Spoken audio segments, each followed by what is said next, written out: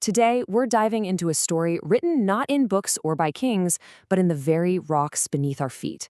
We're going to see how millions of years of just incredible geological drama set the stage for, well, for everything that came after.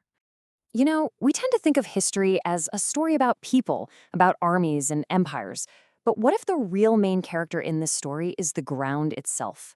We're about to see how these huge, unseen forces deep inside the Earth's crust literally created the stage for this region's conflicts, its survival, and its entire enduring story. So where does it all start? Well, you have to picture this. Two absolutely colossal pieces of the Earth's crust in the slowest, most powerful collision imaginable. We're talking about a process that, over millions of years, applies so much pressure that it shatters and faults the very foundation of the land, setting everything else into motion. And the most spectacular result of that collision? This, the Great Rift Valley. And it's not just some valley. You have to think of it more like a visible wound from that tectonic battle, a massive scar on the face of the Earth that stretches for thousands of kilometers. It's incredible. Okay, so let's jump in a time machine for a second and rewind way, way back. Before any of this drama, this entire region was completely underwater, submerged beneath an ancient ocean we call the Tethys Sea. And for eons, all the marine life, all the sediment just settled on the ocean floor, layer by layer, laying down the raw materials for the future landscape. So what did that process create? Well, you basically end up with a giant geological layer cake. Down at the very bottom, you've got this super hard, ancient foundation. Then, piled on top, you have all those sea deposits, layers of limestone and sandstone. And then, for the fiery finishing touch, volcanic eruptions up in the northeast added a cap of dark basalt rock. So you can just imagine all these layers, some hard, some soft, all sitting there perfectly flat. It's a nice, clean, orderly stack, kind of like the pages in a new book. But, in geology, things rarely stay neat and tidy for long. This is where the real action starts. So remember that tectonic pressure we talked about? Well, now it really starts to squeeze. It takes those flat, orderly layers and, with just unimaginable force, it begins to bend and buckle them, forcing them up and up and up into this massive arch. Boom, you've just created mountains. But as soon as that land gets pushed up, it's exposed to a new force, the weather. For millions and millions of years, wind and rain just go to work, acting like these incredibly patient sculptors, just chipping and washing away the softest, youngest layers right off the top. And here's where the magic happens. As all that soft rock gets washed away, something amazing is revealed from underneath. It's the older, harder core of limestone that was buried deep below. This stuff is tough. It resists the erosion, and with everything else stripped away, this ancient rock becomes the highest ground, the rugged, central hill country. Okay, so we've got our mountains. Big deal, right?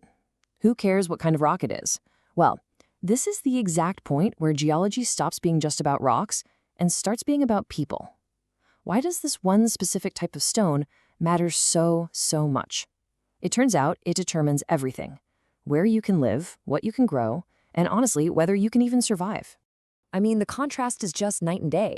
Up in the hill country, that hard limestone hold on to water, which means you get abundant natural springs and incredibly fertile red soil. Plus, the steep valleys make for a natural fortress.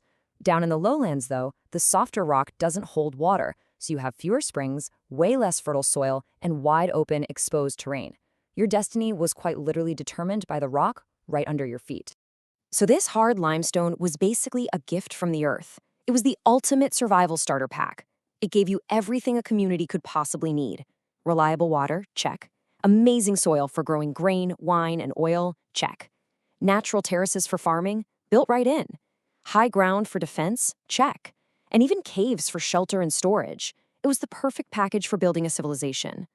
All this pushing and squeezing and eroding eventually carved the land into 5 totally distinct zones, and they run north to south, almost like stripes on a map. So let's do a really quick flyover tour from west to east, just to see how this whole thing fits together. All right, starting all the way on the west, you have the coastal plain. It's flat, the soil is rich, and it's right on the sea.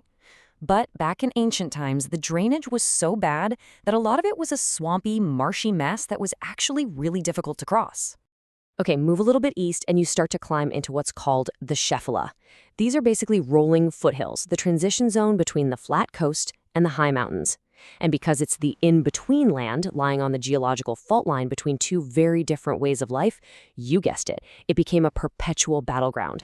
Next up, we reach the spine of the land, the Central Hill Country. This is that rugged, isolated, and highly defensible heartland that we were just talking about, all formed from that tough, hard limestone core. This was the secure place, the place with all the resources. Now, as soon as you cross over the spine of those mountains, the landscape just changes dramatically. You plunge into the Judean wilderness. The reason is something called a rain shadow. The clouds coming from the sea dump all their rain on the western side, which means by the time they get to the eastern slopes, there's nothing left. It's just stark, dry, and arid. And our little tour ends right back where our story began, at the Great Rift Valley. The land just plummets down into this incredibly deep geological trench. It's a direct, visible consequence of those tectonic plates trying to tear the continent apart. And just to help you grasp the sheer scale of this drop, get this. The shoreline of the Dead Sea sits at 1,300 feet below sea level. It is, no joke, the lowest point of exposed land on the entire face of the planet, all of it created by those same powerful tectonic forces. A historical geographer named George Adam Smith once called this land a vortex of world power. And when you look at the deep story, it's easy to see why. The exact same geology that created these defensible hills and pockets of fertile soil also created a natural land bridge, a crossroads of continents. It practically guaranteed that this land's history would be every bit as deep, complex, and dramatic as the very rocks it was built upon.